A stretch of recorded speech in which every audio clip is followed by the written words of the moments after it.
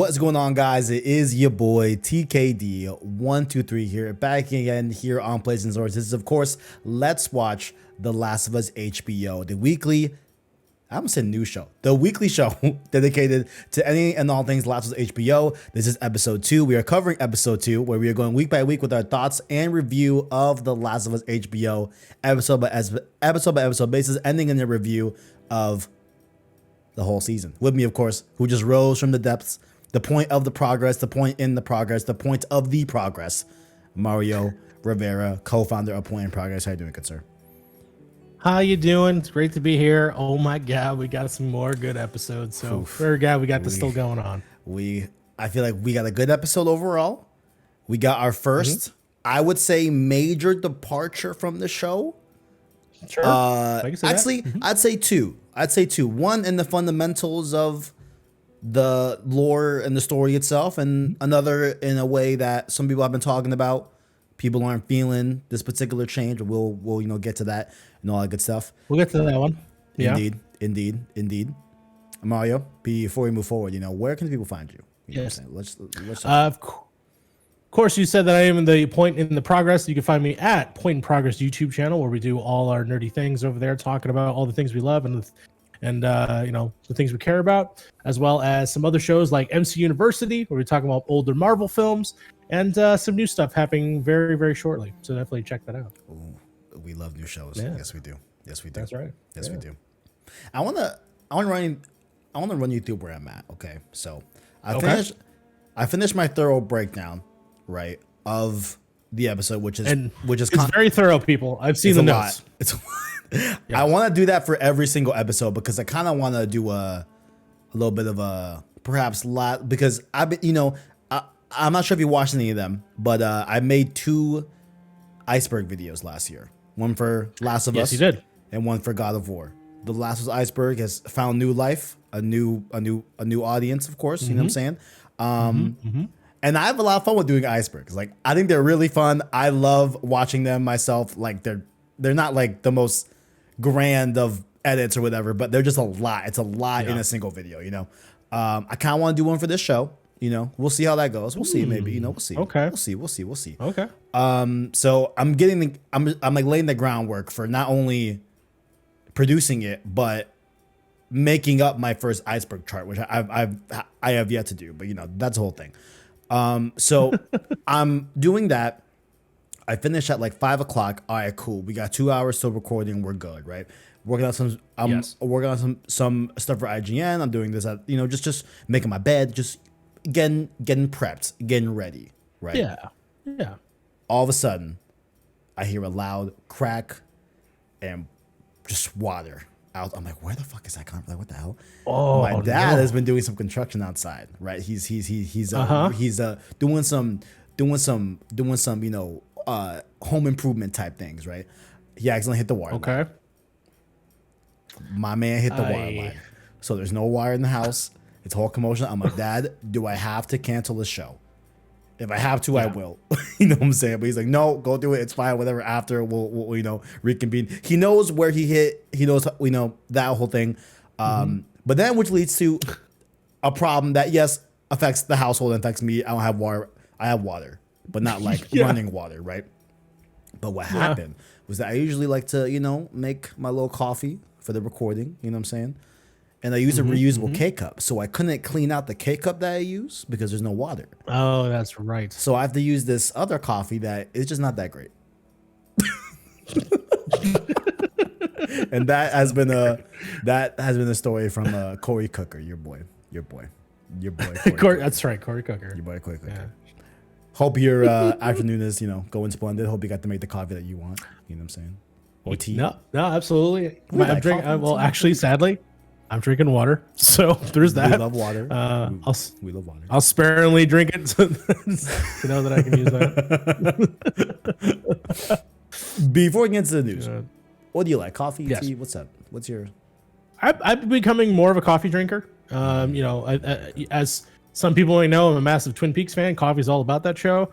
Normally, I wasn't. He likes his coffee midnight black. Nah, I'm sorry. I need some vanilla. I need some French vanilla in my coffee. Indeed. Gotta have some of that. Indeed. Not a sugar person. Don't need to put that. I just need cream and coffee. That's all I need. Yeah, I used to, as a little kid, put the cream and the sugar like a psychopath. And it's like, no, that's way too sweet. Yeah, of course. Entirely too sweet. That's way too much. And then I usually roll with about a tablespoon or two of hazelnut creamer. That's my personal favorite. You know what I'm saying? I like a nice hazelnut. Okay, gotcha. During COVID lockdowns, I got a little bored. And I'm like, can I do black coffee? And I actually like black coffee. It's cool. It's cool. I can do it. It definitely it took a few days to like adjust, you know what I'm saying? But it's good. So I do that sometimes, but mainly I do a little hazelnut, you know what I'm saying? Cafe Bustelo, of course, fair. As well. Cafe Bustelo. Absolutely. Yes, sir. I would try Busan. I want to try that out. Try Busan. Oh, Busan. What is that? Interesting. Busan. Isn't that like Korean coffee? I thought it was. Is it? I'll look into it. Yeah, I'll look into it. Okay. While you're doing that, let me roll into the first segment here. Of course, before we get into anything down below, you can find links to our Discord, our Twitter, and of course our Anchor link that you can listen to our long form content and podcast format, including this very show here on Spotify, Apple Podcast, or right here on YouTube as well if you're watching on the video version. I know there's like a way to upload the video version for Spotify. I don't understand how that works. I've tried it myself. It looks like I've uploaded the file, but it only came up with the audio. It was so weird. Interesting. It looks like on Anchor, it says you can. I don't think I'm gonna do it, guys. Like, you know what I'm saying? Like you know, if you want to watch our faces, you know, just come on to YouTube, all right? You know, have fun with that. Have fun with that. First news bit here of the night. Bruce Straley was not credited for The Last of Us HBO. This comes from Push Square, and I want to read here directly from the article. They say here, quote, in a long-form piece published on the LA Times, Straley suggests that unionization, in the video game industry may be the solution to ensuring creators are recognized for their contributions. Straley states that, quote, it's an argument for unionization that someone who was part of the co-creation of that world, Last of Us, and those characters isn't getting a credit or a nickel for the work they put into it. He describes what he thinks is the solution. Musing that, quote, maybe we need unions in the video game industry to be able to protect creators. According to the LA Times article, both HBO and Sony denied to comment on Straley's statement. Just a brief background in case you guys don't know who Bruce Straley is. He worked at Naughty Dog for over 18 years and co-directed The Last of Us and Uncharted 4 at Thief's End alongside Neil Druckmann. The LA Times also describes the relationship between Straley, Sony, and Naughty Dog as strained. In the modern day, though, Bruce Straley has founded a new studio called Wildflower Interactive, which is currently developing its first game. So it looks like Bruce Straley was not credited. I did not know about this until it came out. You know what I'm saying? But yeah, I kind of forgot about it actually in a big way like that. Yeah, he was definitely a part of that in the early stages. I always think of like Last of Us Part 2 is when he did like a co-directing kind of thing or co-writing at least. But no, yeah, Straley was there during that process, if I'm not mistaken. I remember the documentaries early on. Yeah. And he was in that process. Yeah. I'm just so used to like thinking, oh yeah, Neil's the face of Last of Us. Right. Yeah. Like he was, but then it's like, no, of course there's Bruce Straley involved. Yeah. So, you know, was it Us Two? I feel like it was Us Two where, when did this come up where someone wasn't credited? Were we podcasting about that? I don't think so. Was it Us Two? No. I remember there was I don't know if it was you. Maybe it wasn't. I forgot. But like, you know, we talked about it here and there on the channel a few times. And like, I'm definitely pro, like, listen, if you so much as pick the color of an asset, you know, you should be in the credits. And like, I really don't get the argument of like, why not? Is there some arbitrary like reason that the credits can't be this long or whatever? Like, to me, maybe some info that I don't know, but I just think that if you put any work and it made it into the final product, or just did any work, period, like it should be in the credits for your resume. You know, like that's just me. I don't know. And especially with this, Bruce Straley being the essentially co-creator of Last of Us, you know, like it is what it is, man. Yeah, some of the decisions had to be passed back and forth for context and passed on to the studio because at the time Neil wasn't the head of the studio, if I'm not mistaken, when he was making this. So yeah, I assume there had to be some authorship between them two. It's kind of reminds me of the situation of Batman used to be created by, I'm wearing actually a Batman shirt. Batman was created by a guy named Bob Kane. However, he really just came up with the concept of Batman. The first issue of Batman, he has, he's holding the gun. He like looks kind of different. Right. It wasn't until like a little bit later where we have this guy, Bill Finger, who did basically all the illustrations, but he also helped create the look of the Joker. He also created the look of Robin, these different outfits and stuff like that. So a lot of that, the Batmobile, all comes from this other person that Bob Kane takes majority of the like known ownership of it. Everyone referred to him until a couple years ago. We finally like in the credits now. Whenever you see Bob Kane, you'll also see Bill Finger now. Nice. So they've actually finally attributed those things that he actually was a part of. I don't know. In this situation, it does suck for Bruce not to have some sort of a partnership. Even obviously, he wouldn't be there in the same way that Neil Druckmann is. Right. But at the same time, just to have his name associated in some aspect, even as a EP or something. But yeah, the fact that he might not get a dime is kind of shitty to say the least. Yeah, and I mean, like if it could even go so far as like maybe they're saying like straight up lines in the show that he literally wrote. It's like, damn, sure. Like that feels kind of, like. Yeah, I'm hoping there's like a something that comes out that's like, no, this is verbatim what I wrote, and this is what it ends up being. So I'm curious. Yeah, only time will tell. I guess we will see. Few other quick things in news. We got the Last of Us game sales store. I just want to track this because this is obviously going to be an effect. We had this with Cyberpunk. We had this with plenty of other different IPs out there. Maybe you could probably attribute some of these success from Sonic Frontiers to the movies. I don't know. Like, I mean, maybe in like lesser degree, I want to take away the merits of Sonic Frontiers. I don't want to, ruffle any feathers, you know what I'm saying? Sure. But the Last of Us game sales soar in the UK. So what we have right here is that The Last of Us Part 1 rose by 238% in sales, while The Last of Us Remastered, of course, Part 1 being the PS5 iteration that came out last year, Remastered being the 2014 remastering of Last of Us, those sales rose by 322% in the UK. So these numbers are very interesting because, like, the remastered grew in the percent. I guess that kind of makes sense, actually. I think because if it grew in a bigger percentage, right, you got to imagine that overall, I would assume that it's selling less total units more because of its inclusion in PS Plus, where it's not even on extra premium. Like, it is on the PS Plus collection that you get at the base level if you own the PS5. Like, it's there, So it's either people that don't realize that, or people that have PS4s and don't have access to Part 1. Who knows what it could be? Just the PS collection? Isn't it a part of that too? Right? Just that collection they gave, like there's like 18 games that you can choose from. I just don't know if that would account for the sales increase. Like, what I'm saying? I'm not sure. I don't know how that would work. Yeah, so I don't even think they're even counting that. I don't see how they would even. I'm not sure. No, I don't see that how either. They would count that. Yeah. I mean, that game's only like what, $20? So yeah, I mean, it's dirt cheap. Yeah. No, like I bet. I mean, I guess either way, Sony's I guess happy with that. I guess either way, but yeah. I mean, I'm even seeing some of people that I follow like, oh man, like I got Part 1. You know what I'm saying? Like, so it's cool. It's cool. The strategy's working, right? You do another re-release for your new console, and then everyone, once they get their console, they're like, this show is driving me to make those sales, driving me to go try it on those other platforms. Even the fact that it has been out for 10 years, and so if I still have a PS4 laying around, I never actually touched it. Yeah, sure, I'm gonna go pick it up at the digital shop. And this is telling because this is you brought up this right here where it's like this is the strategy. This is why we got a Part 1. This is why the Part 1 exists. A remake. This is why. Exactly. Yeah. So we heard those rumors about Horizon Zero Dawn being remade, which I think is a whole other type of like, hey, I could see Last of Us being remade. Is it what I want? Was it what I have wanted Naughty Dog to be working on? Not necessarily, but okay, I can see that. It's a bit of an aged game. Not unplayable, but Horizon Zero Dawn's playable. That's where I'm like, all right, like it's playable, and it got an update. If I'm not mistaken, right? Didn't it get like a PS5 like updatey kind of thing? Yeah, with it. It's not a PS5 specific application update, but it is a PS5 patch where it got 60 frames and such. You know what I'm saying? Yeah. So it's at like halfway there.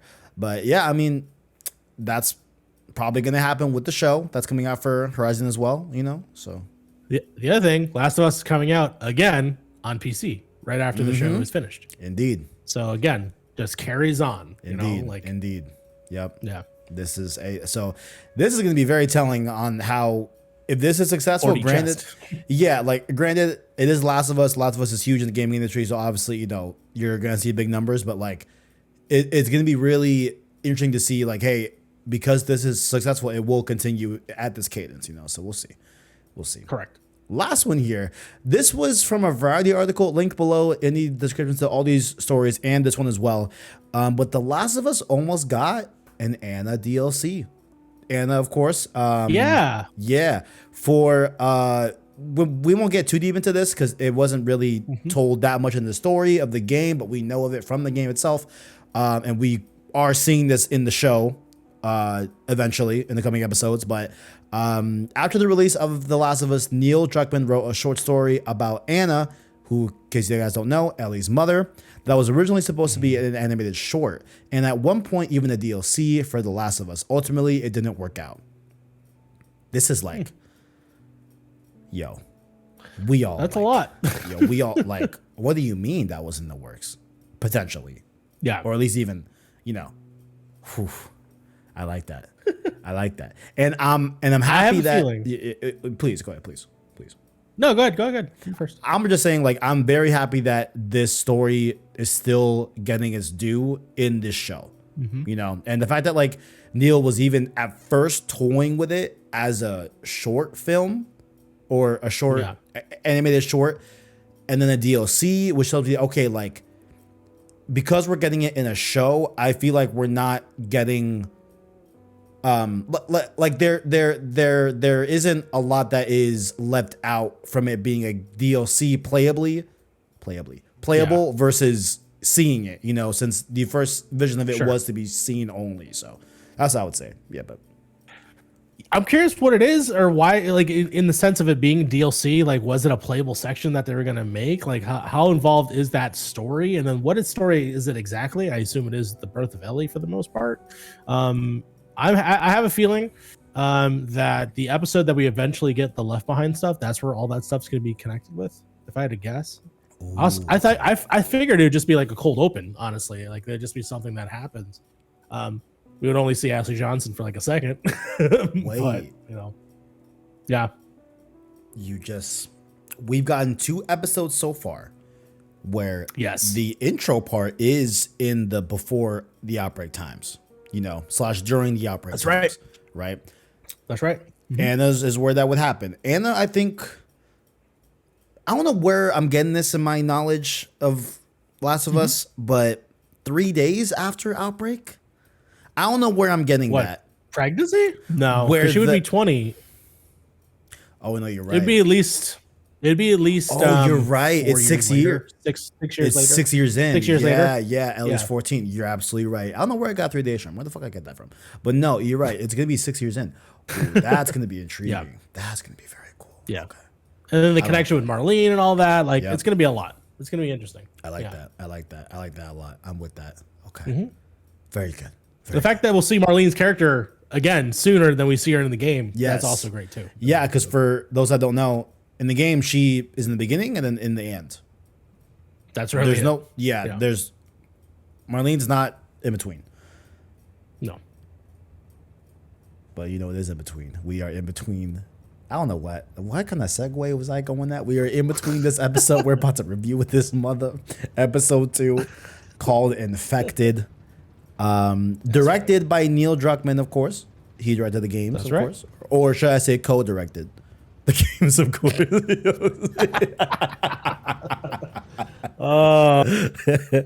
Oh man, where do we begin? It is what it is. Do we just start from the top, my boy? What a fucking opening, bro.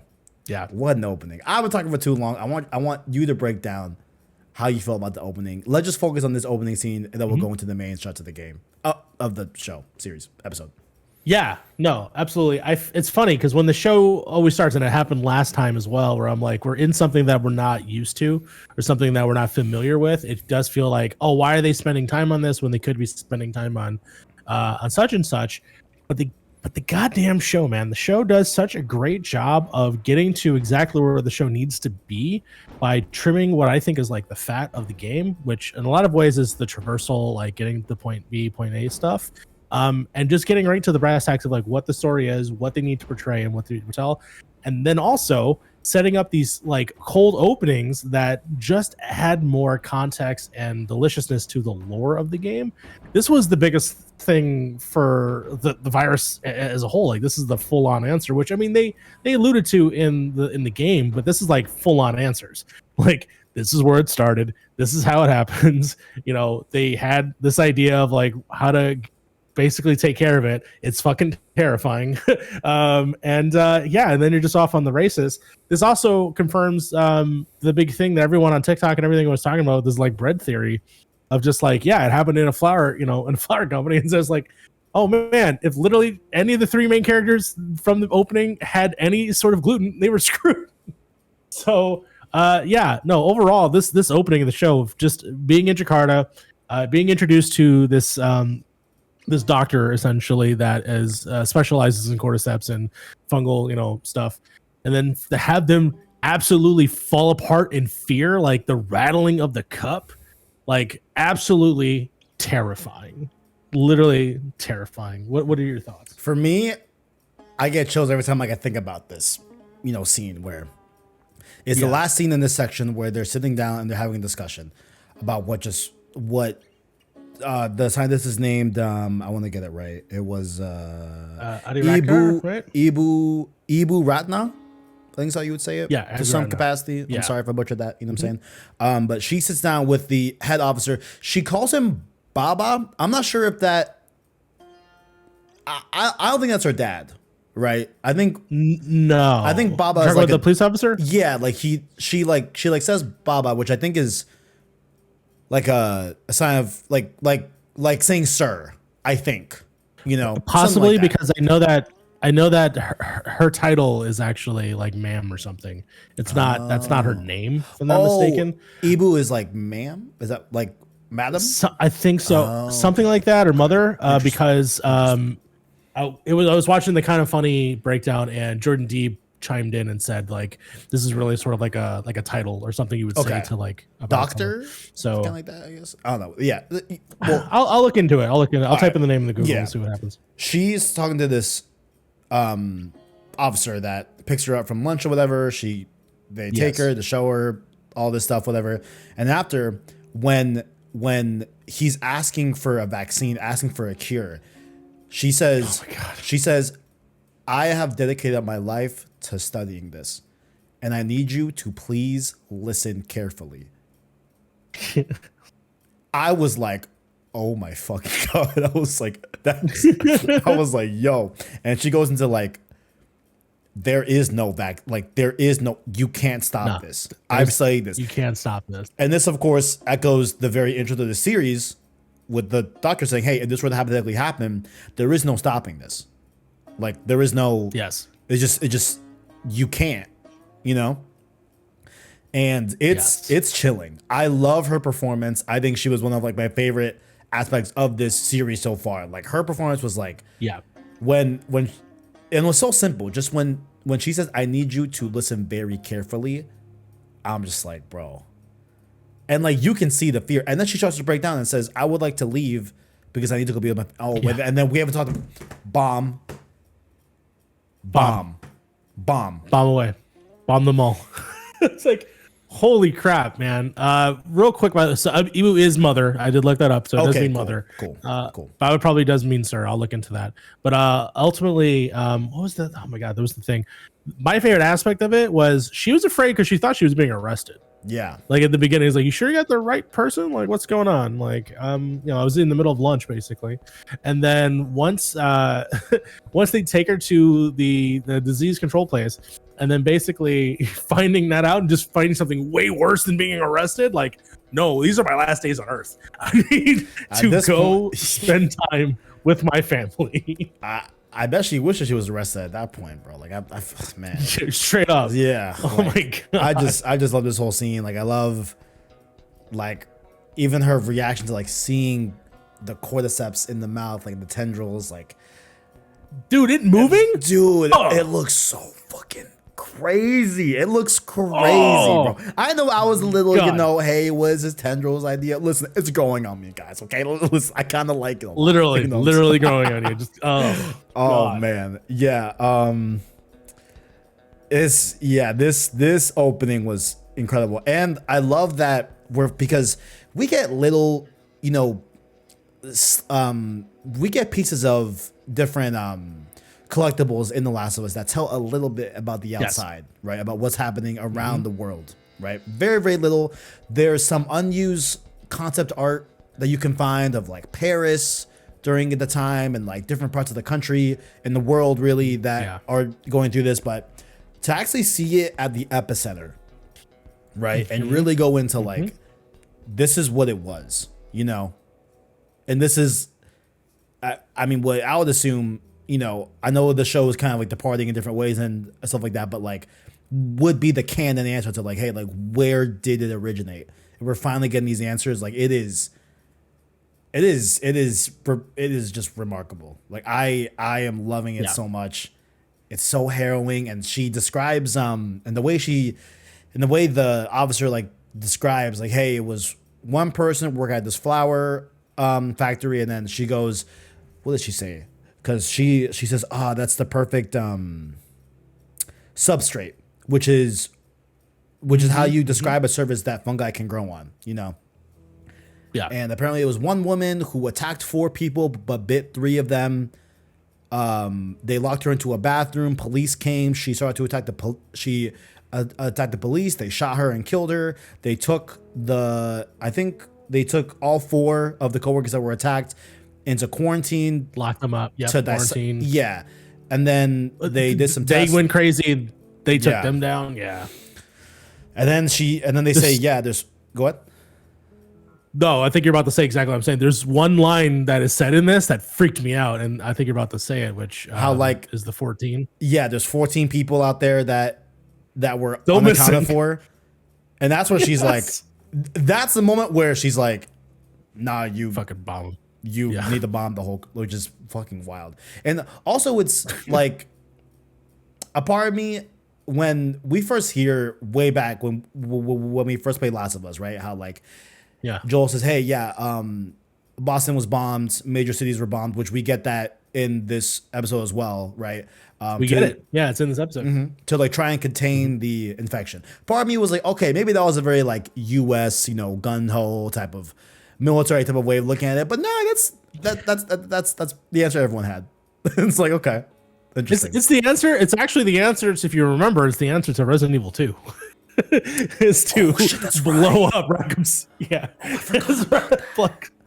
forgot about so it's not like a concept that's like they just made for the video. It was like, nah, they probably thought about this. It's like the only way this is gonna work is fucking we're gonna have to bomb whole cities if this ends up happening. And it's just But yeah, absolutely love this intro. Very good. We get into it. I won't say one thing. All right. This is yes. I know I'm a Final Fantasy 7 stan. Okay, I know. All right. But I couldn't help but think of that scene when Ellie is sleeping on the patch and the light is shining through. I'm like, is this not Aaron's church? It's like, come on, guys. Like, I'm like, is someone not reminded of this at least a little bit? All right. I know it's not a nod to it. I think it's probably more of like a, when you're lost in the darkness, like Joel and Tess are, look for the light. Like I think, you know what I'm saying? Like, that's probably what they're getting at more. It's definitely. There's symbolism, but did you also notice that she's moving in the exact same way, especially with the sun reflected on her, that the infected are doing as well when the sun moves on them and they move? Yeah. I looked very deep into that scene. I thought they were like in pain. So, because the sun is coming over. Yeah. But if you look here, I'll find the image for us to see here. Yeah. But if you look at the fetal position moment, it's very similar. They move in a similar way of this. But yeah. Someone pointed this out. I'm trying to remember if it was kind of funny or another thing that I listened to, but I saw this too, and I was like, oh yeah, that definitely makes sense. So they do this, and then I'll find the scene so we can talk about it. But ultimately, yeah, it's a little terrifying. Yeah, but yeah, which brings a whole nother wrinkle to the infection that this shows. Like, there's so many new aspects to the way the infection works in this, and there's some sort of now new Yeah. thing about the sun's effects on infected. So could that also be saying Yeah, that like because something like Ellie's that. infected too? Like could that? I think it really is just symbolism. Okay, At the end of the okay. day, like it's very tied to like the fact that the first thing we see her, she's in the same position as a lot of those infected are on the floor. If you do see, there's quite a few of them in the fetal position. Yeah, But yeah, it's still something to think about, or at least how they're tying everything together. I think. yeah, yeah. I mean, Yeah. from this scene, I love that Joel is still like, "Hey, I'm ready to shoot this girl." Like, listen, man. Like, Straight it up. is Straight up. like it is what it is. Like, he's definitely ready to go. But I don't think there's anything crazy there. Ellie does bring up that No. Marlene found her after she was shortly bit. So after the American Dreams comics, if you guys are aware of that, of course, that whole thing. Same kind of thing where Joel has heard the oh, here's a miracle cure, like they're making it, like he's heard that story like 1,000 times, and then Tess is more like, hey, listen, let's just do this for them, because at the end of the day, if it works or doesn't work, we're still getting our loot, we're still getting what is why we're doing Yeah, this for exactly. anyway, so you might as well. Yeah. How do you feel about the different well, one, the music when they step out into Boston? Fuck my life, bro. Gustavo's in his bag. Listen, man. Gustavo is in his Duffy. He's on doing one, he's bro. doing some things. Yo, It's so good. He's fucking Before playing. that, He's and playing it. I noticed at the moment that I was watching, because I was watching this with Fiona and Harv. When they open the door, there is the clicking noise. There's that click, click, click. I was like, oh shit, they outside that door? Like that's terrifying. But no, so that was like, that's a fun little precursor for a little bit later. But yeah, no, the music's fantastic. I mean, this whole section in terms of them just sort of going on the actual adventure in this sort of big open area. It is fun to connect why the city looks this way to the bombing stuff that we heard in the cold opening, because then this is also where we see the craters of the bombs, and it's pretty wild. I will say the one thing that I'm enjoying with the show, and in comparison to like the game, is how the color palette of the scenes are different. So for instance, the color palette of them walking through the city, it's dark, it's nighttime when they're doing it in the video game, if I'm not mistaken, and here they're in the morning. It's like sort of daylight. I do find that pretty interesting how they're combining that. And they rearranged some of these major set pieces during the adventure that we're seeing already. Yeah, like we don't get the office building. Not a thing that happens. Nope. They don't ever go there. Nope. Which I guess in my head I'm like, would it have been too expensive to do that? I could maybe see that. Do you think? I think. What do you think? To me, this is what I was saying in the beginning, where it's the shortcutting of like trimming of the fat of all the things that honestly don't necessarily have to be there. Like they don't necessarily need to do all that, even though it's fun for us because that's what we played. But at the same time, it doesn't serve the story that they're trying to tell. So ultimately, you're right. There's definitely the adventure's different. Actually, the hotel is different because the hotel is not until later. Way later. It's nowhere near. Damn, when is the hotel? It's Pittsburgh. Pittsburgh. Is that after? So would I have been right it's after the water raft? Yeah. I'm trying to think. After the Rangers? Yeah. Raiders. Yeah, so they go from Boston to Billstown to Boston, the Raiders, Billstown, Pittsburgh, and then the hotel. Yeah. So they put the hotel. I think it goes. I wrote it down. So yeah, now it's hotel, museum, courthouse. Yes. As opposed to the game, it was office building, museum, and then courthouse. Yes. Or Capitol building. That's correct. I'll call it. Yeah. Yeah. Mm-hmm. I gotta say something too. One last thing, that we can keep it going. But when we go into the Boston zone, right? Like when we're outside of the wall and we're fully going on the adventure, right? With the prairies and everything, like there's just something about the way the Last of Us post-apocalyptic world looks to me that I don't know if it's like I haven't seen enough media. I don't know. Like I don't want to be like that guy, but like I feel like it has like a distinct type of style to it. You know? It has a beauty to it because Yeah, it's weird. Yeah, and well, it's because it's nature reclaiming the earth. It's Right. nature coming back because a lot of it's green for the most part. Specifically, like the way that obviously in this section of it, it's obviously the buildings are destroyed, but for some reason the way that they're destroyed is like, how can I describe it? They're like paintings. Like they're just the way that the angle of the buildings are like resting against each other. Like it looks super nice. It is kind of weirdly appeasing. I do agree with you.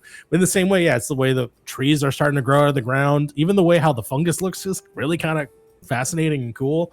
But yeah, no, I absolutely do find that interesting, especially with the later half of the games and specifically when we get to Seattle in the second game. Oh my god, can't wait. It's gorgeous there. Yeah. But yeah, like this, yeah, looking at this is like, oh, that's gross, but also fascinating to look at. Yeah, I really like the tendrils too. Yeah, we got a lot to say about that later on, but like, I just feel like they're like doing a really good job at capturing the specific and unique style of the Last of Us environments. Like, I think they're really doing a good job, and like, I can see where the budget is now. Like the budget is flexing. The budget is flexing. Because we watched, I mean, you probably looked at all the spy photos and we've seen like the areas and we're like, okay, it just looks like a parking lot that they put some some stuff on. Actually, there's a photo of or a video of them on the highway, and it's awesome because you can see behind them the buildings are fine. So in post they obviously did their thing, but it's fun to see like the comparison between like the buildings being totally fine but there's a turnover car, and then like them how they had to redress the background.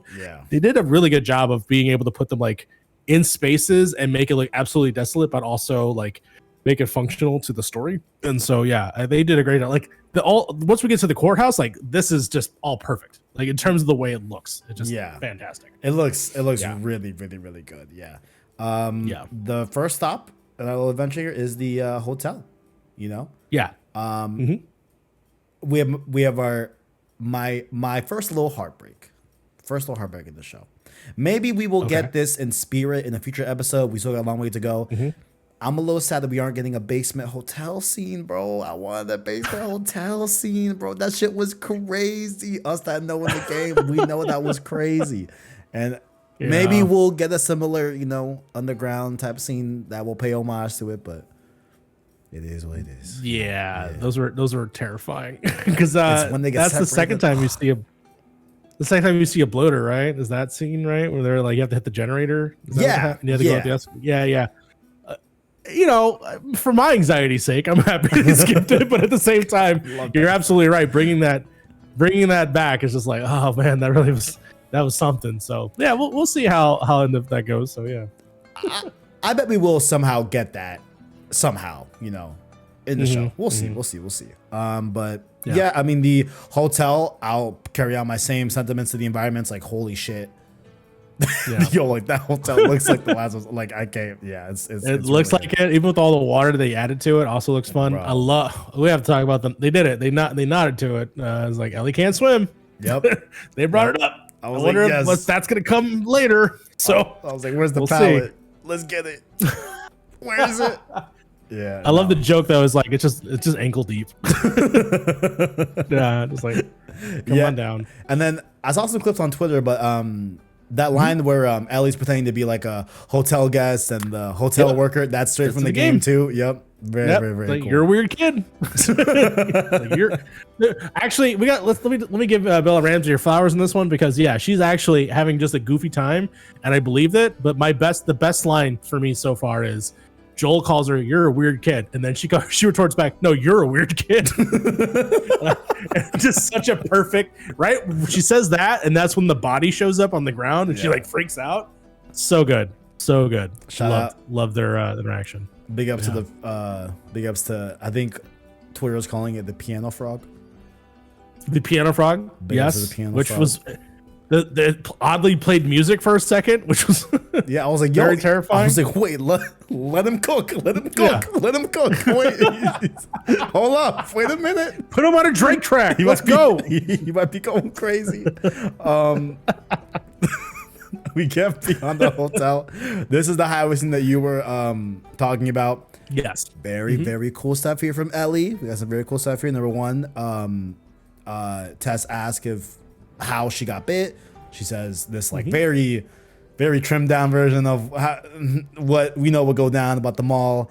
Doesn't mention Riley at all. Lies about her being alone. Like I'm like okay, and like and they make it a point to show you her face as she processes. Like no, I need to lie about this. So it's like okay, obviously there's gonna be a Riley reveal.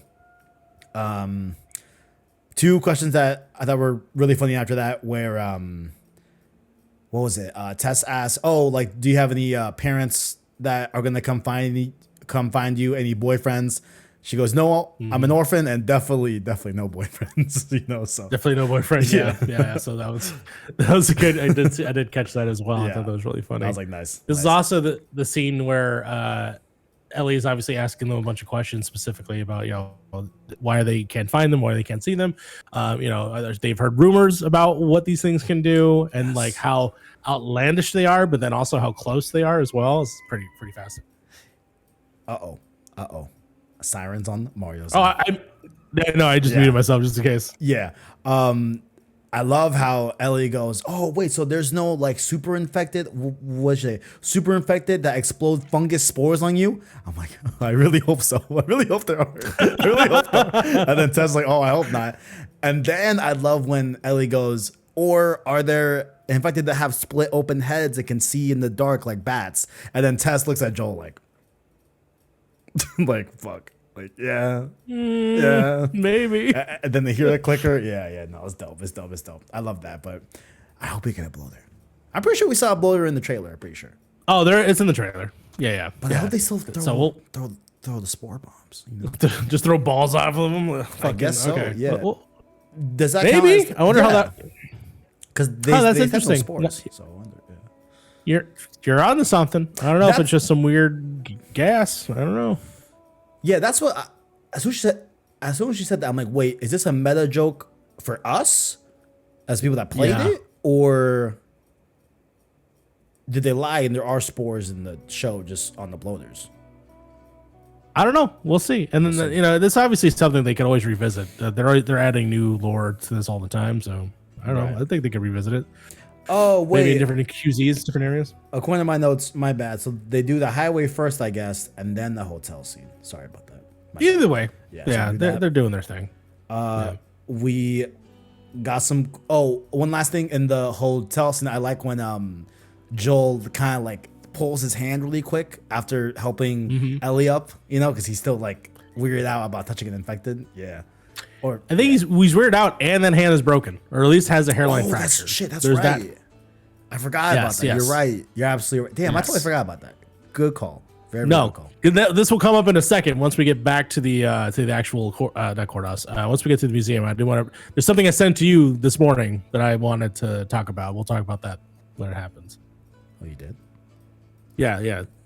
Never mind. We'll see. You'll see. We'll talk about it. Anyway. Okay. It's with Tess and Joel. Okay, I see. So I see. Yeah. We get a lot of nice sprinkles of those gameplay mechanics, my boys. It's our time, Mario. It's our time. The gamers are here. We're here to point it out. Yes, y'all watching that not play the games. Maybe you thought that Tess asking for a boost was just a boost, but no, that means a lot to us. Okay, so we love that. Yeah, we've had to do that a lot. All right, quite a bit. Where's the ladder? I'm waiting for a where's the ladder? I need a ladder. There's gonna be a ladder. Yeah. Him opening the door. It was like him pressing QTE to lift it. I need him to lift the garage closer. That's right, with the chain. Yup, with the chain. Yeah. I need all that. All of it. How do you feel about Joel and Ellie's first conversation alone in the show? How do you feel about it? I thought it was good. I thought it was a good, just sort of kind of gathering where they are currently in the show, which is not necessarily friendly in a lot of ways, but at the same time still trying to gauge some information. We learned that Tess is from Detroit, which is nice. Yep, that's new. That's new. I like how closed off that Joel is at this moment. He's not giving much information to Ellie. He's trying the best to keep his cards to himself. At the same time, he is trying to at least ask questions to Ellie, and Ellie's still kind of blowing him off.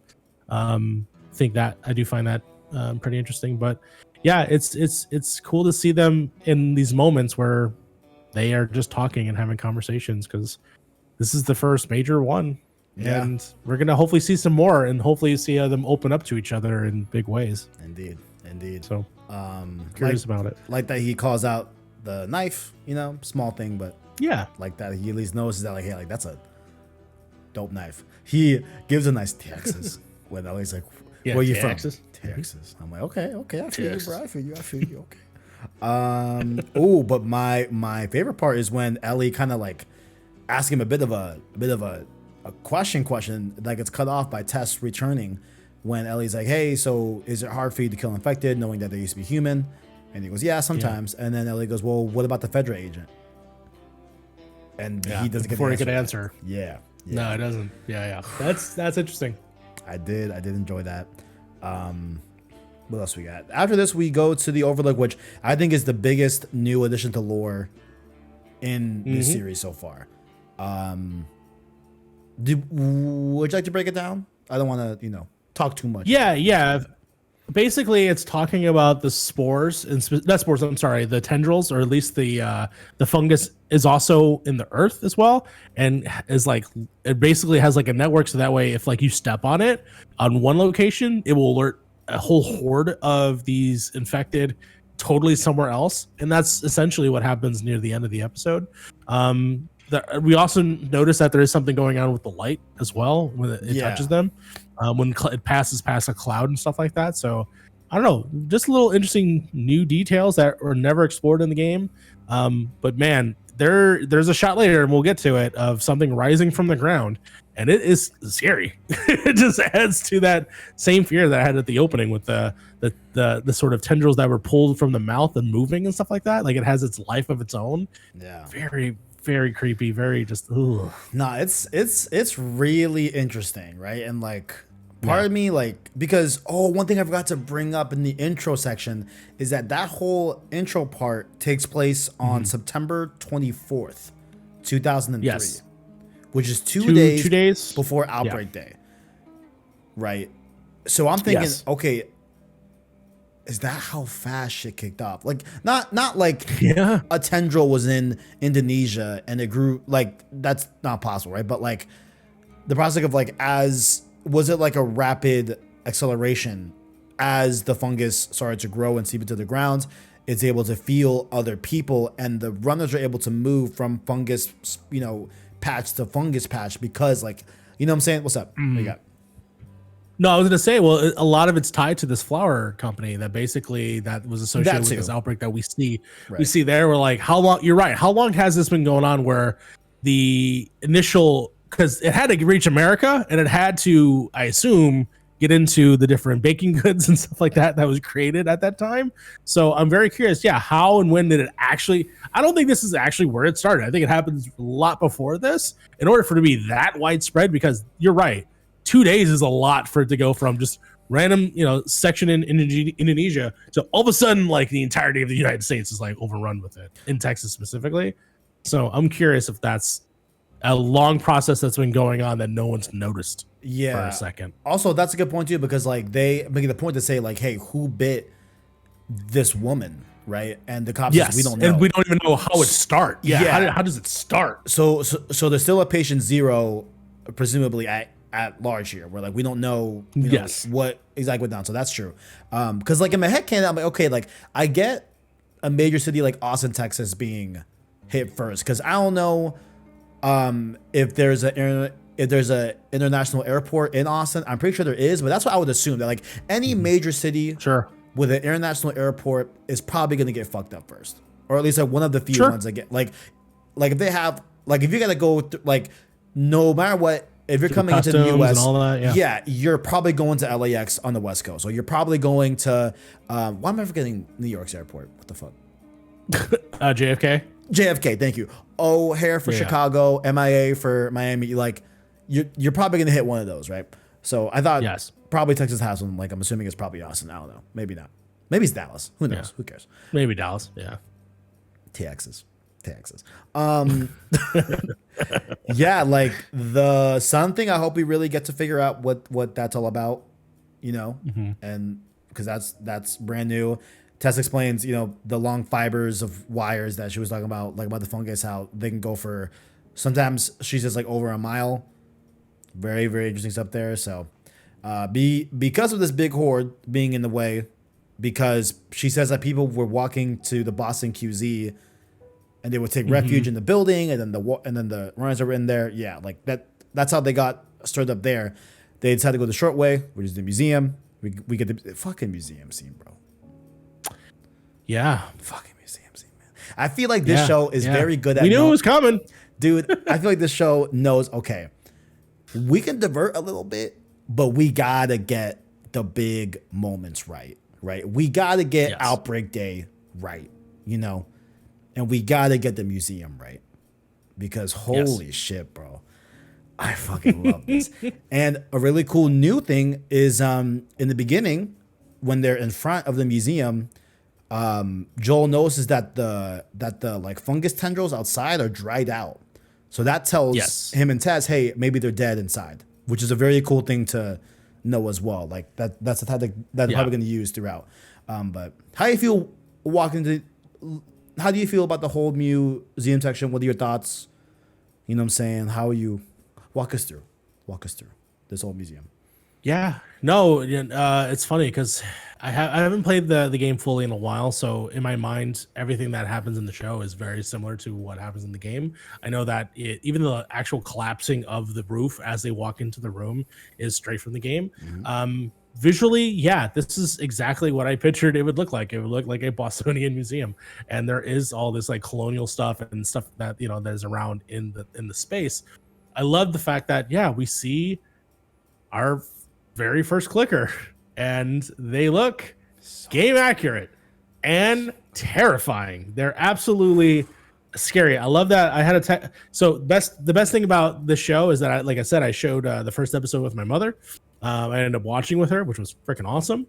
I sent her like, hey, the episode 2's out. And then they watched this by themselves and they text me back. It's like, I shouldn't have watched this before bed because this was absolutely scary because they have no idea what's going to happen on the show, which is fantastic. These are not your normal zombies. But yeah, the design, the look of them, the noise being the same exact noise from the game because it's the same voice actors. Oh my God, they fucking nailed it. I love it. I love it. So incredible. I love it. For me, when I was like, oh shit, not only when we get to the museum, but when Ellie sees that the humans, like, what the fuck did this to them? And then Joel and Tess, like, I love Joel and Tess during these scenes because like Tess, they've seen it, they've been aware. Yeah. Tess sees the body, and if you notice, she starts to kind of whisper and be like, okay, Joel, like maybe it was someone, that like came in, like, and like she's already starting to lower her tone, and already knows like, hey, this is a threat that like there could be a clicker here, Yeah. So good, man. So good. And adds attention to the different levels of infected that we will be seeing. And just clickers is already at a high level of like, I'm fucking scared. Yeah. And I think this was a very important episode 2 for the series as a whole, because like this was something I said last week where I'm like, I was afraid some people that were new to Last of Us would come across like, this is just a zombie series, like whatever, but like, there's so much more than just the runners. There's so much more. Yes.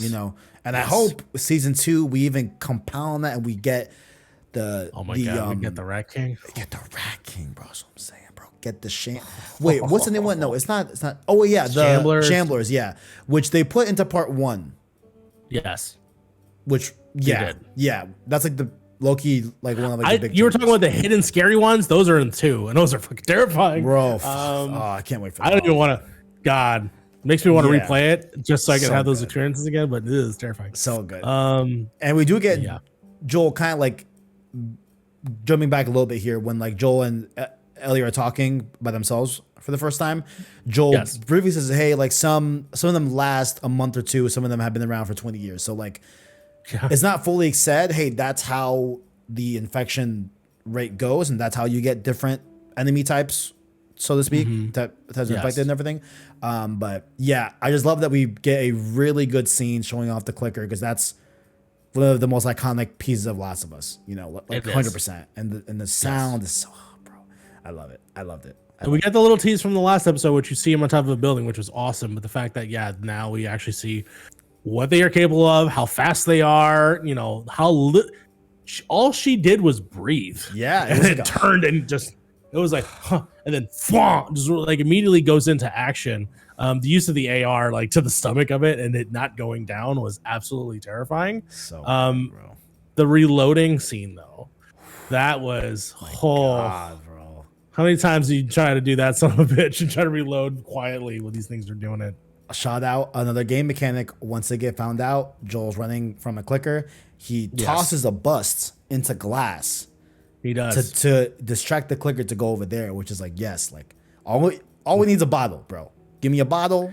Give me a brick. There's so many times, bro. Where's the brick? Where's the Literally, bottle? Where's bro, the this shiv? is what we need, bro. We need a shiv. Come on, bro. We need to craft some shit. But very cool that like they're like subtly like putting in these game mechanics that like we know so well and like know so dearly, and they're putting into the show and they're like really showing like, hey, no, like this is a show based off of a game, you know, and like this is exactly what it is. Similar thing that happens in the game here during the section, of course. Tess gets bitten off screen. I also like that as well. Yes, I do. Yeah, we don't see it. It sets up the tension. The tone of Tess switches in a lot of ways. Her being sort of like, well, actually, the biggest change, of course, is in the game. Joel sees Ellie without the mask, the spores, and then that is his sort of like connection to the fact that, no, wait, there's something to this immunity thing. Like something's different about her. Yeah. In this, they go the route of, since we don't have spores, well, she gets bit a second time and does not have a massive reaction to it, because when we see Tess's wound, it is bad. Yeah. It is bad when we see it. And when you look back at Ellie's, barely looks like a scratch. And so, yeah, it's that realization of like, no, Joel, this is fucking real. And we'll get to the last part in a second. But yeah, no, absolutely. By the way, the section where after he does the reloading in the gun, it's very much like the game where he crab walks to Ellie. I love it. It's so good. And then he steps on glass. Yeah, just like in the game too. Like there's some parts in the underground that I remember, just the underground parts where you can step on grass and like not on grass. Touch grass, by the way. Like when you step on glass, the clickers won't like automatically target you that aggressively, but they will, you know, screech and like go in that general direction. Yeah, like it's not enough to fully set them off. But that's also seen the glass. I remember the game with we'll probably see Ellie and David if they have that in there. Ellie got to avoid the glass there too, but you know we'll see when that happens. You know what I'm saying? They do that, man. I'll laugh my ass off. I really hope it'd be cute, but I'm like, it's also that could probably stay in the games. You know, that's probably a little bit carried away. No, for sure. But yeah, then we leave the museum. Of course, Tess bitten, hasn't told anyone yet. So that's the scene I want to pause at for a second, because that's the scene where they open up the window. We do the whole walking across the plank thing, which is in the game too, which was really cool. But there's a moment where Joel is helping her because she has a sprained foot. He's taping her up, but as he is taping her up, you can see her and it's clear. This is the TikTok I sent you. She moves her hand and caresses his hand. Oh, right. Yeah. Just a little bit. And it adds to that familiarity of those two characters and what kind of relationship that they possibly have had. And it's so subtle and you could easily miss it. And it's just like, it's there and it's awesome. Yeah. Mario. Yes. I found one more that we will get to that I think you're going to really like, because it was very quick. It was very quick, but I think it may be another video in the world. Who knows? I might. There was a line of it might be the line of dialogue that I remember. There is a line of dialogue at the end. You know what I'm saying? I was like, what'd you say? I was like, wait, huh? Okay. Sorry, what'd you say? Yeah, straight up. What did they say? I guess in my game mechanic counter, I guess we can count Ellie. I mean, not Ellie. Joel wrapping up Tessa's bandage. Sure. Yeah. A little bit loose there, I'll admit, but sure. Sure.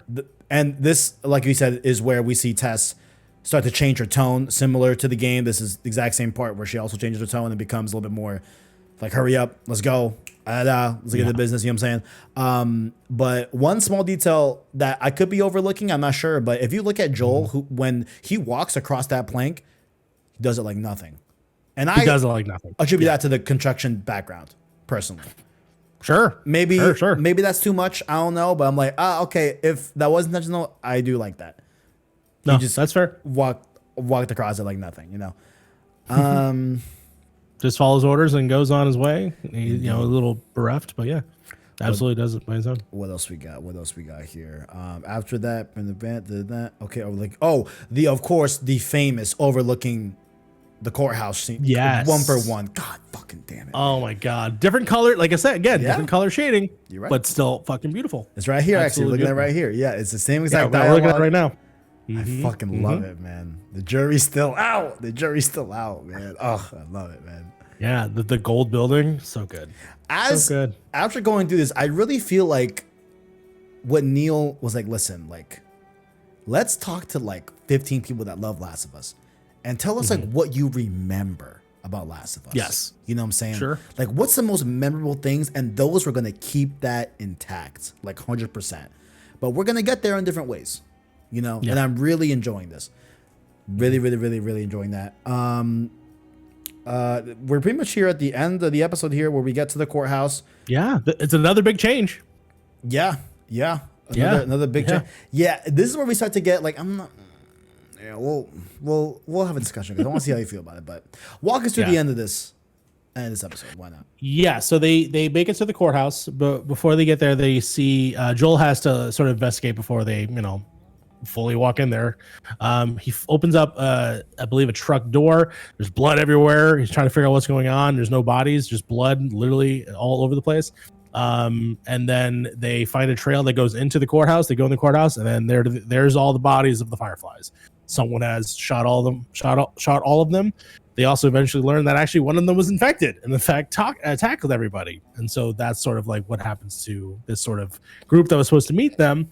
The biggest change here, this section of the biggest change is in the game, Fedra agents are showing up. Yeah. They're basically coming in to again, for some reason, stop them. I don't actually remember the exact reason why they were there. I'm pretty sure in the game, the Fireflies are waiting for Ellie, right? To be delivered. Were killed by Fedra agents. Got it. Right? In some sort of battle, I think. And then more Fedra agents came. I believe that, I'm pretty sure it's something like that, but I know for sure Fedra agents killed the Fireflies in the game. Got it. Yeah. This is to me a more elegant change, and it adds to again the lore part that they established in this episode. Why would Fedra be here in the first place, which was brought up actually on. So I have been listening to the Troy Baker, Corey Cooker secondary podcast that they do after. Actually, here's a story. Here's a fun story. Please. I went to go watch the episode with Harv and Fee. When we went to play the episode, you know what played first? Oh no.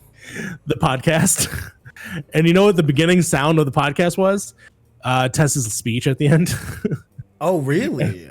Yeah. And so we were like, oh, well, we knew that was probably going to happen, but I guess that's confirmation. Damn. They just had that at the front? Yeah, that's at the very front of the podcast episode. Because, theoretically, you're supposed to have watched the episode, I suppose. But, yeah, so we're like, well, we kind of understood that that's what's going to happen this episode, so let's move along. But yeah, so that kind of sucked. We got that spoiled. But ultimately, the change here being, it does make more sense the fact that Fedra's not involved in this, because why would they? They're pretty much all about the QZ zone. They're not going out into this area to stop fucking nobody. They don't give a fuck if you're on the outside of the scripts. They just care about you leaving and coming back. That's all they care about in terms of the Boston QZ zone. So for them to make this change where it's like, the Fireflies had a scuffle of their own because they were infected makes, I think, a lot more sense overall, and how that connects to the attack of that horde that we established is chilling there, and how they would come this way. That there's the one other change, we'll talk about that in a second, which is the test stuff. But ultimately, I still think that they do a really great job of illustrating all the stuff they needed to get to at this point and setting up the final moments of Tess. Yeah. For the most part. Yeah, for the most part. And separating Tess's actual death, because that's a whole different topic, right? But yeah, we'll talk about it in a second. Yeah, the scene that we are watching here plays out just like in the game. Yeah, it does. Very, very similar lines and everything. I love when Tess says, "What is she when she shows him? She goes like, oops, right? Or like just like something Oops. similar. Yeah, like oops, yeah, like in the game. And then I love when Tess is saying like, this is fucking real, Joel, and like showing Yeah. Ellie's wounds Oh, versus God. the bite. In the game, she's like, yo, this is 3 weeks old. But now it's even more proving, and you're right. Like this is the turn that Joel is starting to understand that no, like Ellie is something different because Yeah. they both got him at the same time. Joel knows Same time. Yeah. same time, and we have a direct comparison. You know? So there's that piece of acting that happens in the scene where Tess moves up close to Joel and Joel takes a step back. In the Troy Baker podcast, Troy Baker's like, fucking wish I did that. Like I wish I had that instinct that I would immediately just, because he would be terrified. Yeah. But yeah, no, I love that fucking Pedro Pascal, man. Just So killing good. it. So good. Yeah. Yeah. So good. But then like we have a bit of a different direction, but kind of like to a same end, right? So in the game, Yeah. because I did watch this scene again in the game. And sorry, next week I might actually go through chapter by chapter with the show, Sure. just to get like a better feel of it. But in the game, Tess tells Joel to take Ellie to Tommy because Tommy used to be a Firefly, right? So Yes. she thinks that he's gonna have more info on where the Western Firefly base is, which they still don't know at the same time of in the game during this scene and in the series. You know, it's still unknown that it's Salt Lake City, right? Yeah. In the show, Tess tells Joel to take Ellie to Bill and Frank, and they'll take Bill it and from Frank. there, Yes. which is similar to the game because Joel He makes wants a pit Tommy stop to there, take. right? Yeah. Oh yeah, I know what you're saying. Yeah, like- Tommy to take that later. Yeah, I don't know. I'm curious about that. I'm curious what's the change of why not doing it. Tommy, well, in this universe, it is established that Tommy at least associates with the Fireflies, right? Because Marlene allude to it in in the part of the episode. Yeah. So there's definitely some sort of connection there. I do think that if I had to guess, I assume that just Tess in the limited that I was gonna say the limit that she knows him. She knows him pretty well. I don't know. That's interesting. I guess I don't know. I guess it's just because they're so close in proximity and they'd be able to help because they still don't have a guess. battery.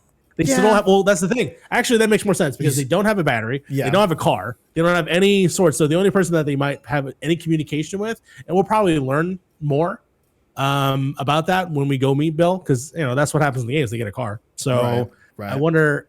But the idea is that you're stating here is that Tess is saying to leave her with them specifically, but as we'll learn, that's not going to be the case because clearly some shits has gone down, possibly. Right, yeah. I did feel like it was kind of, I guess maybe the show just wants us to infer that, hey, like Joel is still going after Tommy for not communicating with that's him. still his goal. Yeah, that's still his goal. Because in my head, I'm like, Yeah. that's still your goal, right? So like, I was like, okay, like, is he thinking mentally, okay, if I take Ellie to Bill and Frank's, they'll have a car for me, Yes. right? That I can go off on my own and go see Tommy. And the new end line for Ellie is Bill and Frank. Sure. Same end line. That's where we go. Ooh, is that where we get the separate ways thing and then the house scene? Do you think we could? Oh, you're trying to compact that? I don't know. I don't know because that's all during the Tommy stuff, and I know that because they can't change that scene. No. The reason why they can't do that is because the relationship is just not established enough. Yeah, it's not gonna be Relationship- established. yes. Yeah, you're right. It's not gonna be established at that point. There's No, way. you're gonna need that building up all the way up to like past Sam and Henry. You're gonna have to need like all this to get to Tommy, and then have that fucking moment where she runs away. Like if they do that, I mean, they have. turns out If they don't, on the horse. Because for me, that's why. I mean, that room scene. That is my biggest favorite thing scene. of the game. That's my favorite scene in Last of Us, period. It's in the trailer. I mean, it's in the trailer. It It is. is. Like It is. You're So, right. so It I'm is. wondering how far along we do eventually get that. That shit. He's talking about Tess, but I doubt it. That shit gotta be like Yeah. episode 9, bro. I need that to be like. No, that's gonna be like 7, probably. Right? Because I mean, what? Because 7, 8. that happens. I mean, after that, they go to Salt Lake City. So, Oh, I wait, mean, no, that they to me, don't. Salt Lake No, they City's- don't. No, they don't. I'm sorry. You're right. I'm sorry. No, that's wrong. After that, they 'Cause go it's winter, to do the right? winter thing. Yeah, you're right. I'm sorry. You're right. Yeah. Yeah. If I had to guess, we have what? How many episodes left? Like, okay, 10. so episode 3 We is got 8 Frank left. and is Billstown. We'll just say Billstown. 4 is going to be Pittsburgh, even though I know they oops. They changed the location. Oh, it's not Kansas Pittsburgh, City, so- right? I Yeah. look at that in my breakdown. Yeah. Got it. I found it's that Kansas in my City. breakdown. Yeah, Kansas City. Okay, good. I didn't spoil that. Then it's got to be Sam and Henry at some point during that, I assume. Yeah, you're right. If it's in the same episode. Then the Tommy stuff. Then David. Then Salt Lake City. Like, how far are we getting? How far are we going with this? We'll find out. We're all the way out west. Yeah. All the way out west. All right, so let's get to the main. Let's talk about the. Yeah. Yeah. I'd say this is probably like the last big thing. Tess's death. Tess's death. So in the game, Yes. Tess's death is, hey, federal agents are coming. Tess, in the same way in the series as well, which I really like too. How? Oh, I mean, let's bring up the line. Hold on. I'm sorry. This is there's a little bit here. Tess says online that says, "quote I never ask you for anything." This is her pleading to Joel to take Ellie. Yeah. Right. I never asked you for anything, not to feel the way I felt, and then it's cut off. Excuse me. So it's been a Tess has a thing. It's been a for one-way Joel. thing. It's been a one-way Yeah. fucking thing, bro. Yeah. Been a one-way thing. And now, okay, that you see that? Yeah. How we feel about that? What do we got? I don't know. In the I game, it feel- seems kind of like mutual. Yeah, no, it definitely feels mutual, but I think in a lot of ways, I think Joel might just be cut off with the idea of love. Okay. And I think that's what the show ends up being about, which is his acceptance and allowing this person to come into his life in a different sense, in a sense that he felt that he's lost. So in the same way that like Tess and him probably have something, but it's just not in the same way that Tess wants it. Because see. Joel is just so far removed from the idea of it because of what happened, what he's gone through, what he's done. And so the whole, I think, establishment of this show, since the show is about love, that's what Neil keeps saying, Yeah. or at least, everyone says about, is how he finds it in this world. I'm wondering if that's it, and then just a connection, because, and this is where I'm going to give credence to when we eventually finally get to the thing that, this is something that Neil and Craig are trying to emphasize, that this is a story about love, including the ending of this character that we see, because it ends with a kiss and it's supposed to be meant to be intimate. Yeah. We'll talk about it now, I guess. Yeah. Yeah. So one of my friends, Jack Martin, shout out to the homie. Yeah. He said, "Yo, Kev, if you want to break down on like that whole thing, go to 27 minutes in the podcast and listen to that." So I did listen to Yes. that, right? Yeah. And I did hear Craig and Neil talk about how they wanted a level of intimacy to be associated with this particular scene where the Yes. stalker, I think it's a stalker. Yeah. It's No, or was that from part 2? Shambler? I forgot. Whatever. One of the in fact, it's a definitely a distinct one. It's in between Runner and Clicker. Is slowly walking up to Tess and then kind of like put the tendrils in the mouth. You know what I'm saying? Very yeah. I was very creeped out. invasive. Yeah, I was definitely creeped out, because then like, bro, if you look even deeper, bro, you can see the tendrils going down. It's kind of fucking nasty. Let's just keep it real. It's But very invasive. Yeah. Very body horror-y. yeah, so knee jerk when I saw that, I'm like, okay, I think that was just them trying to show us physically Yeah. how it works. You know what I'm saying? And that it's not just a bite. Like it's more like it's a bite, but then if you go back all the way to the beginning of the episode when Ibu Rabna, I think her name is, cuts open the bite mark on the leg, Yes. they see the tendril type of growth. You know what I'm saying? So that's really what's happening. Like it's more than just a bite. And then just like pulling it saliva. out of the mouth too. Like Yeah, you pull pulling it out of the literally mouth. out of the mouth. So yeah. Yeah. Yeah. Where are you at? I'm a little on the side of like, I just don't know, man. Like I feel like the game, I liked it a little bit more because I feel more of Tess like really having like the last line of defense to let Joel and Ellie escape. And like, it's a similar thing here. It just feels it just kind of feels a little weird. You know, I don't know. Where you at? I don't know. I don't know if it came across the way that both Neil and Craig intended it to be. I get where they were coming from. They wanted to be in the sort of place of intimacy and to add to this thing, but just the way that it's on screen and the way that it's, you know, for all intents and purposes, a male creature forcing his way. And I don't know if that is just a commentary on how invasive it is or what, but like, I just don't know if it was necessary. I think the idea of the thing exploding, perfect. That's cool. It's the same thing, but adding that little extra thing to me doesn't necessarily add anything unless it has a greater context that we see later. Which again, we're judging it literally on this weird thing happens, and so that's our first initial response to it. It is weird. Is that the feeling we're supposed to get? Maybe. But we won't know until we see later, possibly, if a similar event happens. I don't know. I honestly don't know. But I absolutely understand where a lot of people are coming from of saying it seems very evasive, it's very, like, salty in a weird way. And in terms of just, like, the way it's portrayed on screen to being, and the way that they describe it. Really, my problem was not from watching it, because I can interpret it as, like, ew, gross. But when I heard Neil say that like it was meant to be in like an intimacy thing, which it is, if you look at it, it is shot that way. The way that like he like goes into it's like, yeah, I just don't know. I'm in the camp too of like that was like the one step just a little too far that easily could just be cut. It easily can be like if they re-edited this episode for next week and whatever, and it's not in the final version of the DVD, totally could still work for me. Yeah, but, and like, yeah, okay, yeah. So like to get into like kind of like where I was at knee jerk, right? I was like, okay, yeah. We see when Tess shows Joel Ellie's bite mark, right? There's a quick shot of her hand just like fucking moving like crazy. You know what I'm saying? Yeah. So like, okay, so we understand that Tess is turning, and Tess even says, hey, I don't have a lot of time, so let me talk. You know what I'm saying? Like she says that, so it's like, okay, like. She's becoming infected very, very quickly, right? So that's why I'm like, okay, maybe not only that's number one, why most of the infected just don't come for her.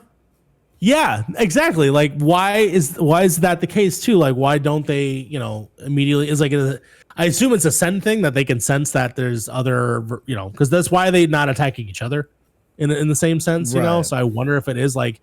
There is a certain aspect to the infection that knows that it's in Tess, but then does it also know to then do that? Like it knows to like walk up and like, hey, let's make out and like pass this on to you. Like, does this make her different than you know? Would she become like a clicker? Would she become like we don't know how any of that works. Yeah. Other than it's just an off-putting moment. And I feel like that's the part that's missing in this is that if we had that understanding, then maybe we wouldn't take it as it is. That can only, you know, do time. We still have, you know, 8 episodes, several episodes, but like, yeah. And then like I thought, okay, like maybe, you know, she's coming to terms of being infected, like the little bit of humanity still in her, right? That's able to not only probably accept the fact that this infected is walking up to her and is gonna just do that, right? But then we have the lighter that she's trying to flick, which cool shout out. That is Sam Drake's lighter from Trial 4. Shout out which to you that. Can't see in the episode. You barely, can't see bro. that. Barely. It'd be one thing if like you get a shot of it, but I'm like, yo, I don't know. I see the 45 on it. I'm like, all right, cool. That's I don't know who's gonna know that just watching, but I was like, okay. Funny you say that. Actually, in the kind of funny breakdown, Greg jokes about it, and then the whole chat's like, there was an Uncharted reference. Like, oh shit, so for real? Funny. Good for him. Yeah, he jokingly says it, and then they're like, there actually was. Like, so funny.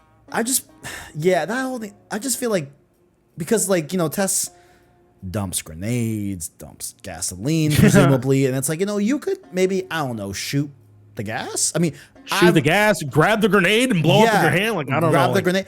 I just feel like that would be more of like the spirit of Tess from the game to series translation. Like, I feel like that would be more of a, and I feel weird saying that because I understand, hey, yes, I like the game, but yeah, the co-creator of the game directed this episode. I'm not sure if he wrote this episode, but you know what I'm saying? So I feel weird kind of like proclaiming that, like, oh, that would have been better in quotes, but that's just what I would have imagined, like, as a player that's played Last of Us a lot, like, that's what I would have probably imagined Tess would be doing in that scenario.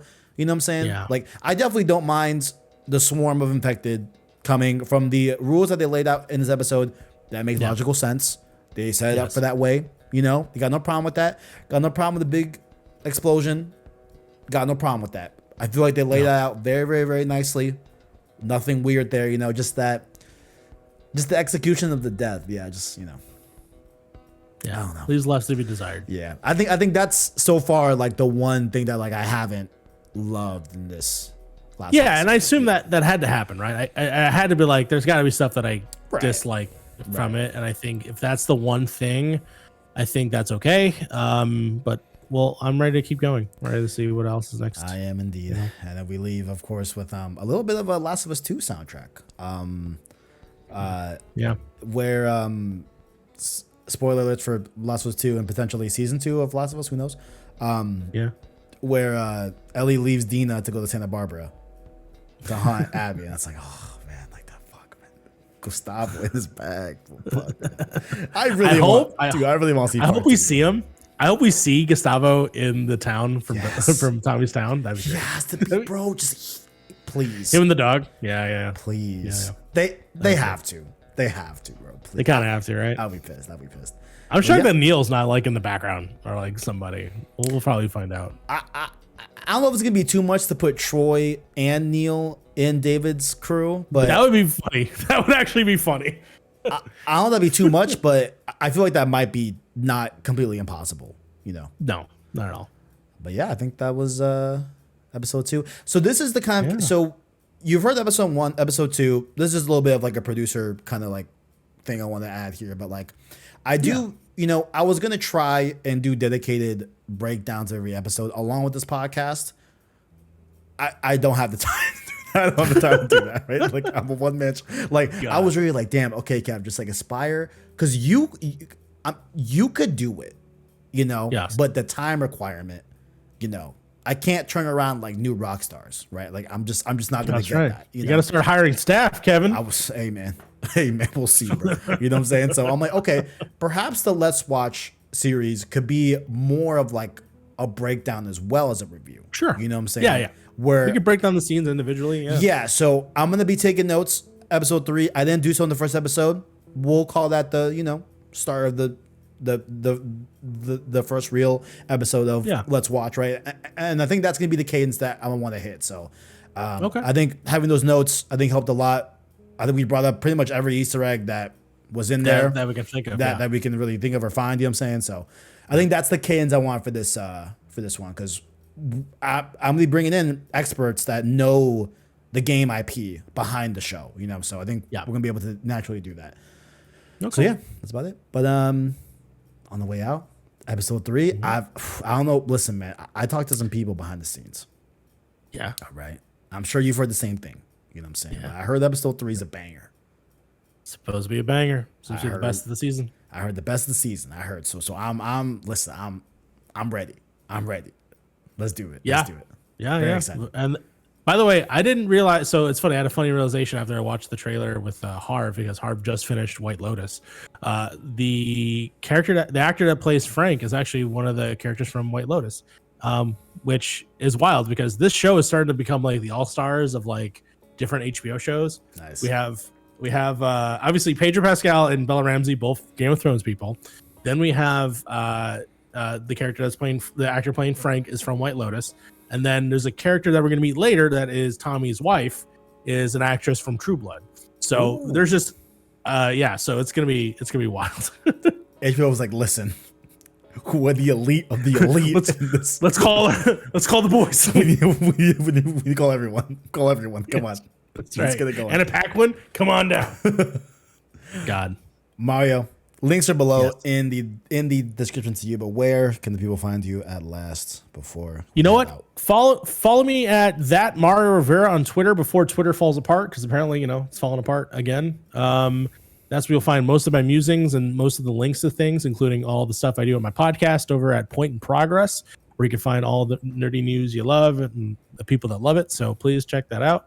Of course, MC University is back. It's coming back the same day as this episode. So after you watch this, and you want to see an episode about X-Men Apocalypse, well, there you go. Why not? Go check that out. I have to edit that right now. So definitely check those out. And then, yeah, you should see some new stuff from me on the Point in Progress website or on the YouTube channel, actually. So I will be editing this right now, actually. There you go. You know what I'm saying? Just make sure it goes up. And, of course, this goes up.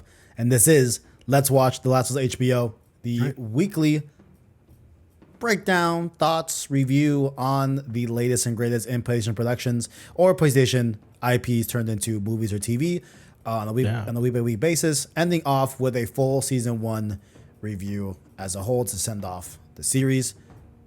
Yeah, we're on YouTube, Apple Podcasts, Google Play, Spotify, etc. via the anchor link down below in the description. Damn, look at me. In the description. Make sure to check out us on Twitter at PSourceVids, our Discord down below as well. And yeah, very good episode. We'll be back. I may have some videos about the new rules, the infection. You know, maybe we'll talk a little bit about Tess and not necessarily the death scene, but I'm more interested in the love dynamic between Joel and Tess now. Like, I agree. A little more context that to me is a little bit more exciting than the death scene that, you know, we all kind of boil down to being kind of weird. You know, it is what it is. Yeah. And somewhat intimate, I guess, which, you know, I guess, I don't know. All right. But that's about it, guys. See you guys next week. Thank you all for watching. And as always, greatness awaits. Greatness awaits. Nailed it.